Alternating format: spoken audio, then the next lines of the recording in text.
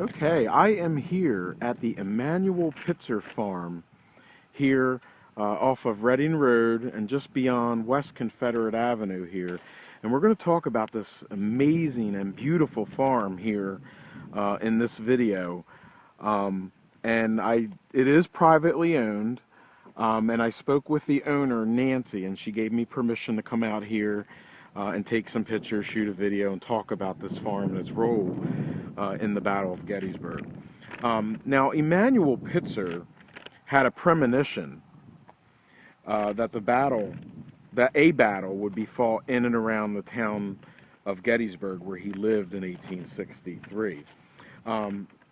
So much of a premonition because, of course, this house that was standing here in Gettysburg sat just 3 hours west of today's Philadelphia, and then to the west side of it, it sat east of Pittsburgh. So this farm sat between Pittsburgh and Philadelphia, and directly south of the capital of Harrisburg, Pennsylvania. Pitzer had this premonition that not only were Confederates going to invade the North, but maybe even his own hometown.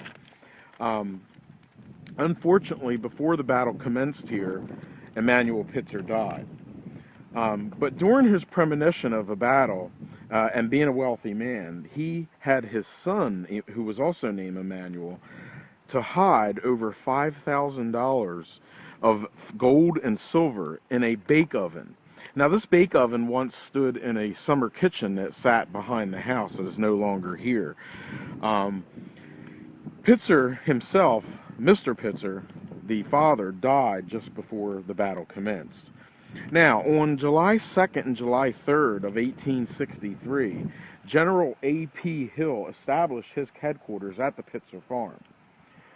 And on the night of the 2nd into the 3rd, General Robert E. Lee, General James Longstreet, and General Pickett met here outside on the farm, and more likely probably over here by the farm where the wood line is today, not far from where the amphitheater was.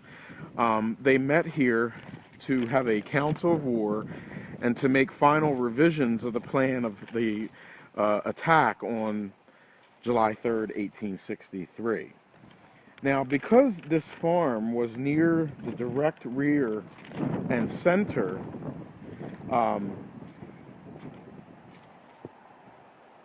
of the line, of the Confederate line, it was also used to store Confederate ammunition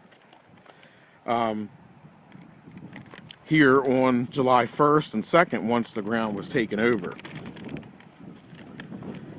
Just behind this farm, over in this direction, is where the Tennessee and North Carolina monuments are.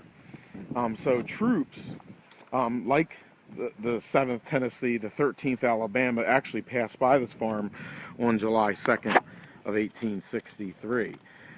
Now, when the Pitzer family returned here after the Battle of Gettysburg, they found the farm pretty well stripped of any materials, food, livestock, and of course the gold and silver that they had stored in the bake oven was gone.